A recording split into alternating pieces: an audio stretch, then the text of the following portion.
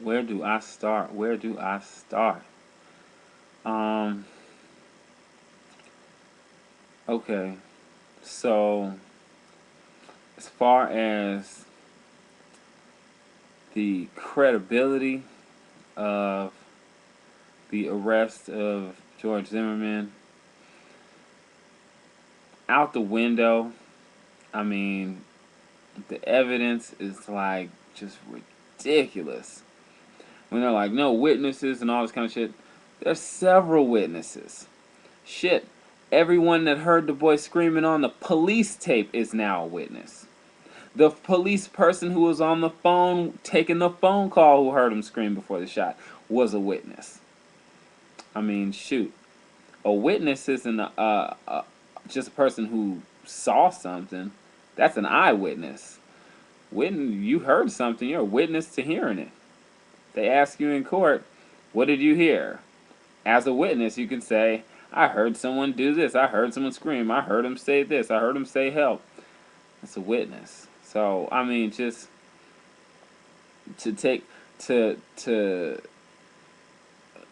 further, to add insult to injury and to continue to make a mockery of the judicial system, now they took away the grand jury. What purpose does this serve? Just so that we can see some more non-justice happen? Come on, man. Anybody with a shred of intelligence should be insulted. Um, I heard this prosecutor woman trying to say the correct words for their charge of, second degree murder. Personally, I mean, I think there's just so many charges, like first degree murder, second degree murder, manslaughter, hate crime. Like every other American, when you go to court for doing anything, they slap 12 charges on you for speeding and saying something to the officer like, I wasn't speeding. You'll get disorderly conduct. You'll get like 3, 4, 5 charges.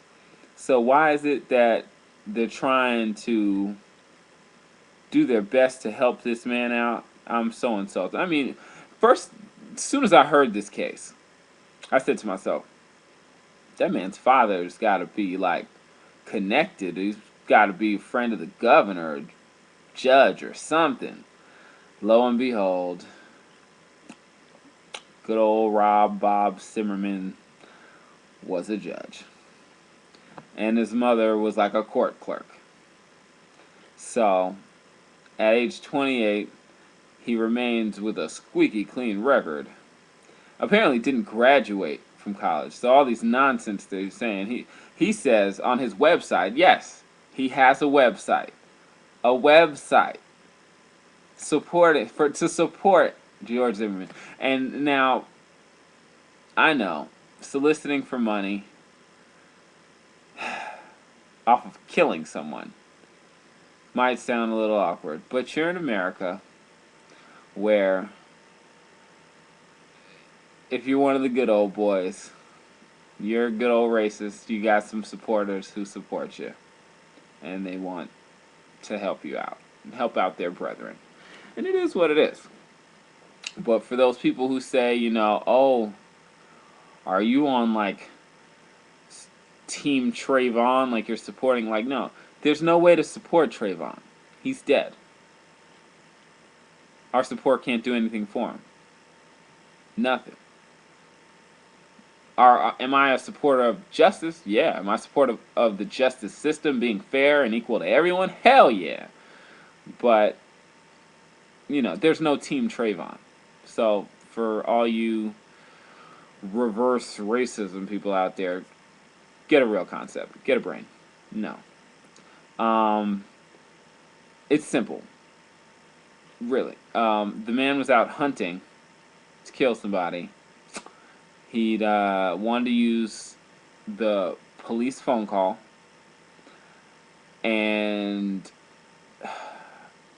the neighborhood watchman captain as an alibi to committing murder. Now, the way this looks to me, and to any other healthy, intelligent psychologist type person, um, this guy could be a serial killer. I mean, he called in 1 month or 1 to 2 months about 40 to 50 times, called the police station 40 to 50 times in a 2 month period. I haven't called them that much in my whole life. Okay? Over 25 years. He called them more than me in 25 years in 2 months. That's like a over 2,000 percentile. Like, it's way more than the average person, okay? That was his alibi.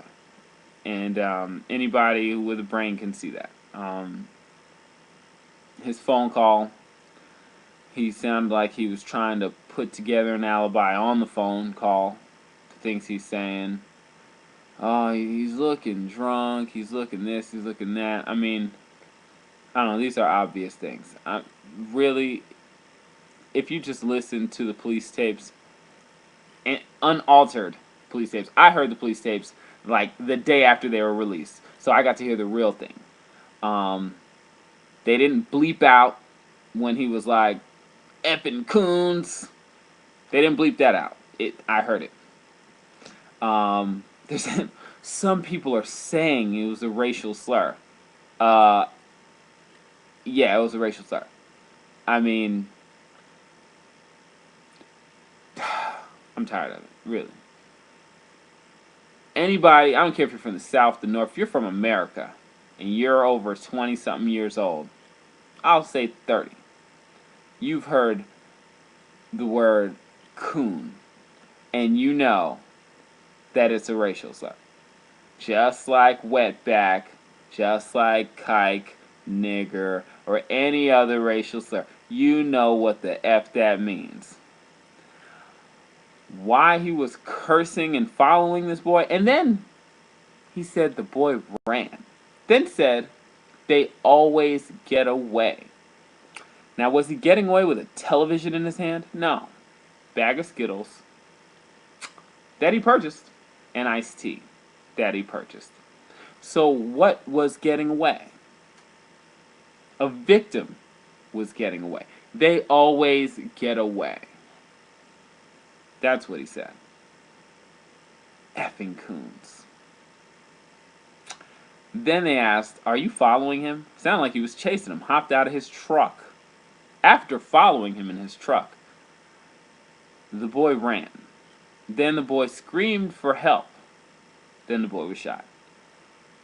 I mean, everything else is simple, stupid speculation. It doesn't even matter. I don't care if the boy was white, black, purple, pink, Hispanic, from friggin' Brazil, Uruguay, Lebanon. I don't care where he was from. Oh, he's 6'2" and this, that. They're making him more. Okay. Say he was a 12-foot elephant.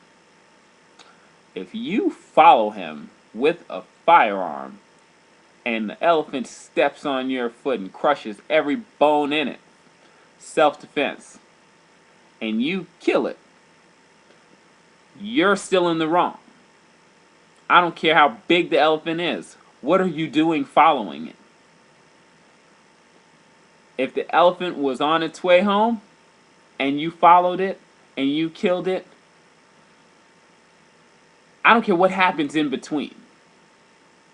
You followed him and killed him. You're wrong.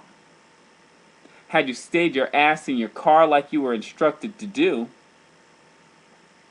this never happens. These conversations are never had. We don't have anything to talk about. And I think I heard Trayvon's mother say something like, no, I didn't hear it.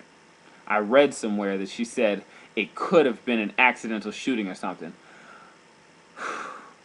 I would never, ever, ever, for no amount of money, sell my son out. or any of my relatives for that matter. No.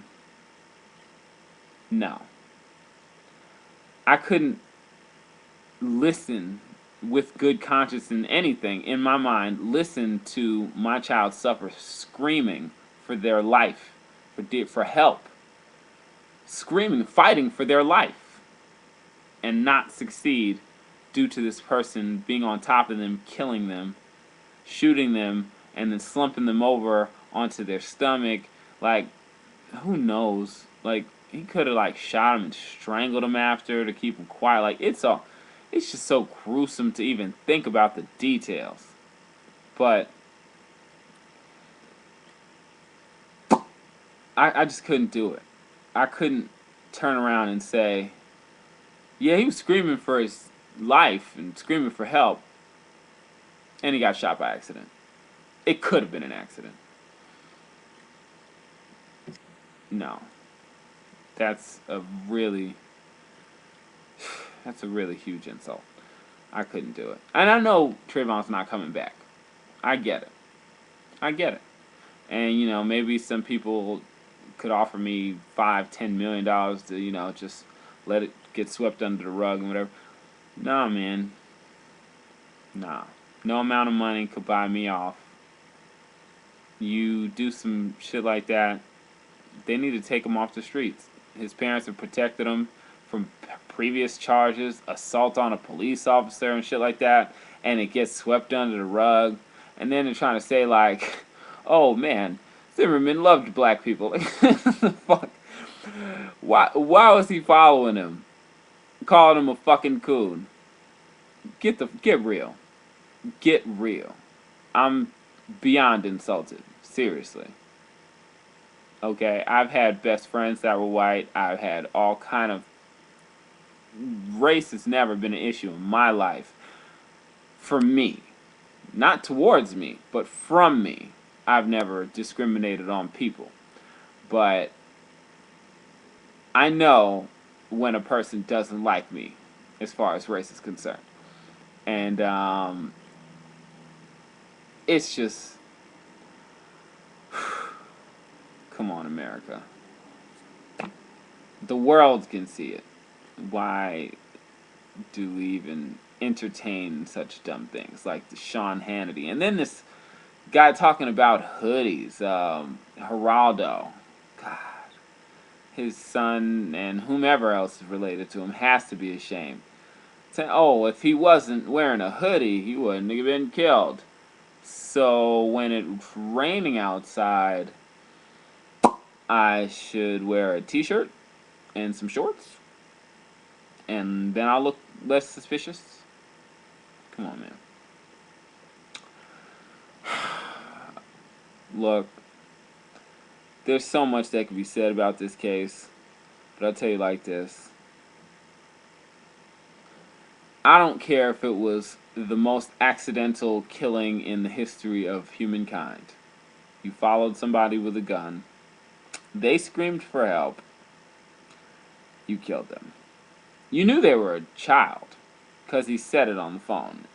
This kid looks like he might be high, looks like he's up in the... You knew it was a kid. You were hunting a kid down. He wasn't 6'3", 6'4". He wasn't that big. Not weighing 140 pounds, no. They don't make him like that. Human beings don't roll that way unless they're like toothpicks. But even if he was, what does it matter? You armed with a gun, he's armed with Skittles. Skittles may be little hard projectiles if you throw them right, but just not competing. I've said my piece. It's your boy Lucky, the lover boy, on here with RNN. Tune in till next time.